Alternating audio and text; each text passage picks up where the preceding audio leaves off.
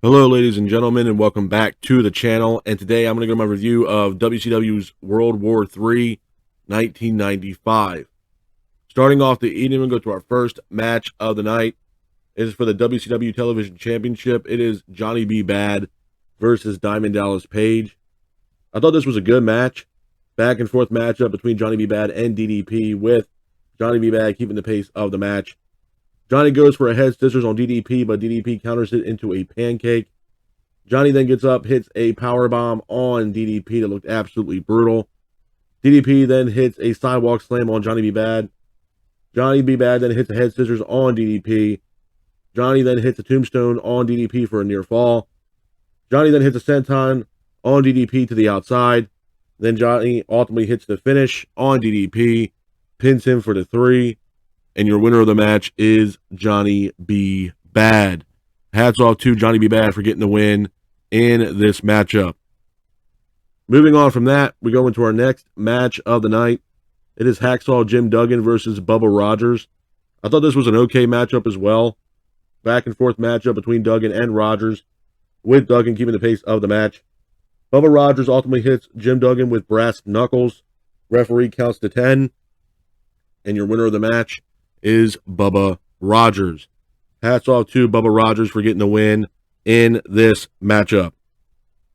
Moving on from that, we go into our next match of the night. It is Mayumi Ozaki and Cutie Suzuki versus Bull Nakano and Akira Hakuto. I thought this was a good matchup. Back and forth matchup between both teams, with Nakano and Hakuto keeping the pace of the match. Hakuto ends up hitting a senton off the top rope to the outside. Hakuto then hits a Doomsday Device on Ozaki, and then Bull Nakano hits her signature leg drop off the top rope on Suzuki, pins for the 3, and your winners of the match are Bull Nakano and Akira Hakuto. Hats off to Bull Nakano and Akira Hakuto for getting the win in that matchup. Moving on from that, we go into our next match of the night. It is for the WCW United States Heavyweight Championship. It is Kensuke Sasaki versus Chris Benoit. I thought this was a good match. Back and forth matchup between Sasaki and Benoit, with Benoit unloading strikes on Sasaki. Sasaki then lands chops on Benoit. Sasaki then was keeping the pace of the match, with Sasaki ultimately hitting a devastating brainbuster on Benoit in the middle of the ring. Pins him for the 3. And your winner of the match, and at that time still WCW United States Heavyweight Champion, is Kensuke Sasaki. Hats off to Kensuke Sasaki for getting the win in that matchup. Moving on from that, we go into our next match of the night. It is Lex Luger versus Macho Man Randy Savage. I thought this was a good matchup. Back and forth matchup between Lex and Randy, with Randy keeping the pace of the match. Randy unloads strikes on Lex in the corner. Randy then hits an elbow drop off the top rope on Lex, but Lex applies a torture rack on Randy on the outside, and your winner of the match is Lex Luger. After the match, Lex ends up attacking Randy. Sting makes his way down to the ring and stops Lex Luger from the attack on Randy Savage. Moving on from that, we go into our next match of the night. It is Ric Flair versus Sting. I thought this was a great match. Back and forth matchup between Flair and Sting, with Sting hitting a press slam on Flair. Flair then lands chops on Sting. Flair and Sting then both exchange in the middle of the ring, with Flair keeping the pace of the match. Flair then hits a knee drop on Sting in the middle of the ring. Flair then applies his signature figure 4 leg lock on Sting, but Sting breaks the hold. Sting then applies his Scorpion Death Lock on Ric Flair. And your winner of the match by submission is Sting. Hats off to Sting for getting the win in that matchup. Moving on from that, we go into our next match of the night. It is the main event of WCW's World War III 1995. It is the 60-man Battle Royal matchup, and the winner of that match will become the new WCW World Heavyweight Champion. The match itself was a good matchup, back and forth matchup. Giant ends up throwing Hogan underneath the ropes. Referee doesn't see it. Referee sounds for the bell. And your winner of the match and new WCW World Heavyweight Champion is Randy Savage. After the match, Hogan gets back into the ring, tells the referee, tells Mean Gene Okerlund at the time that he was not thrown over the top rope, that he was actually drug underneath the rope by the Giant. Hogan and Savage have words in the middle of the ring. Savage says that he will defend that championship against Hogan in time. And that was the end of the pay-per-view. A couple things I'm going to say about WCW World War III 1995 before I get out of here, man. Number one, it was an okay event. At best, it was an okay event. I was never really a big fan of the World War III pay-per-views for WCW for abundance of reasons. Number one, mainly is the main event. The 60-man Battle Royal match, I like the concept of having 3 rings in one arena. I thought that was kind of cool. It was kind of unique. You know, no other company did that in all professional wrestling at that time except for WCW. So I thought that was cool. With that being said, though, there was a lot of confusion with the concept of the 60-man Battle Royal that I wasn't a big fan of.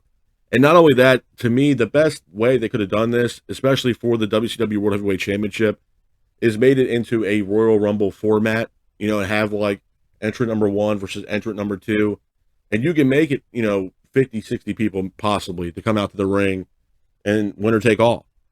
You know, I guess maybe that's the reason why they didn't do it, because they had the 3 rings. But to me, it would be better to have this like a Royal Rumble format instead of the 60-man Battle Royal, in my honest opinion. Couple matches on this card, though, that I was actually impressed with. Number 1 was the women's tag team matchup, man. That was a very good matchup. It was Mayumi Ozaki and Cutie Suzuki versus Bull Nakano and Akira Hakuto. Now, I don't know much about Ozaki and Suzuki, but Nakano and Hakuto, absolute legends. I was a big fan of Bull Nakano growing up. Absolute legend over in Japan. It was a great match to see on World War III 1995. And, you know, both teams really brought it, man. That senton that, you know, Hakuto hit to the outside, taking out Ozaki and Suzuki, was absolutely phenomenal. The Doomsday Device that Hakuto also hit on Ozaki was absolutely incredible, and as well as the leg drop from Bull Nakano getting the win for her team in that matchup. Absolutely phenomenal match from top to bottom. Kensuke Sasaki versus Chris Benoit for the WCW United States Heavyweight Championship. Solid match, man, to be honest with you. Benoit, you know, everybody knows about, you know, Benoit's situation. You know, it's been well televised. Everybody knows about the situation with Benoit. What I will say about Benoit, and I don't think there's anybody that can really argue about this situation with Benoit, is that despite what Benoit was going through and what happened, Benoit, from bell to bell, is one of the greatest wrestlers to ever step foot in the square circle, in my honest opinion, from bell to bell.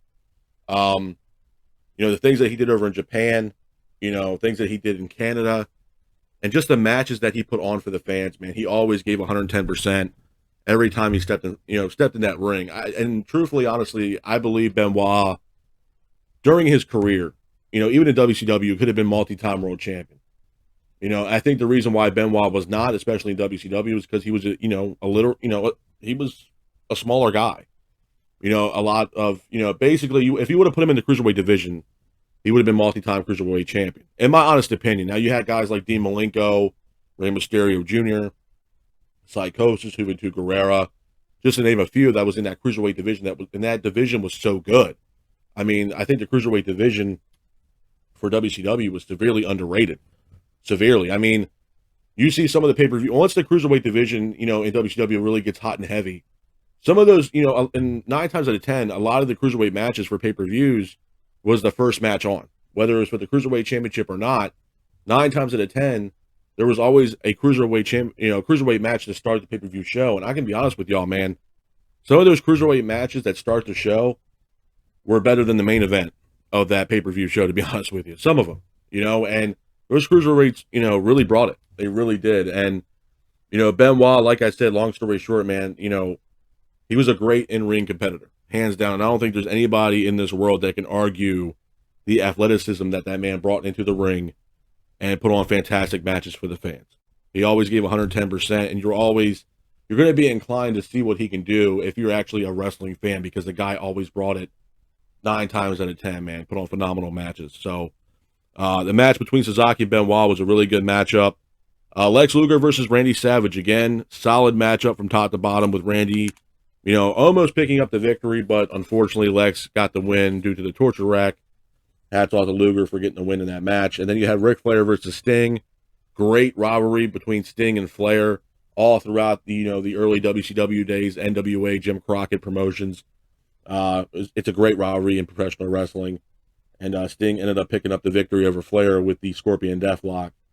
And then you had the main event, the 60-man Battle Royal match. The winner would receive the WCW World Heavyweight Championship.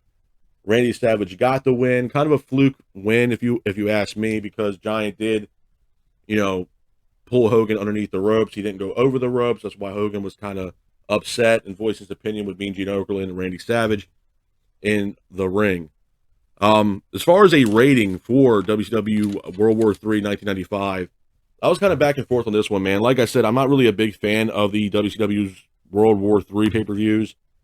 But for this one, man, I'm going to have to give WCW World War III 1995 a solid rating of a 5.5 at best, man. But this is my review of WCW's World War III 1995. I hope you guys are out there staying safe. Be careful, and remember, stay classic. Peace.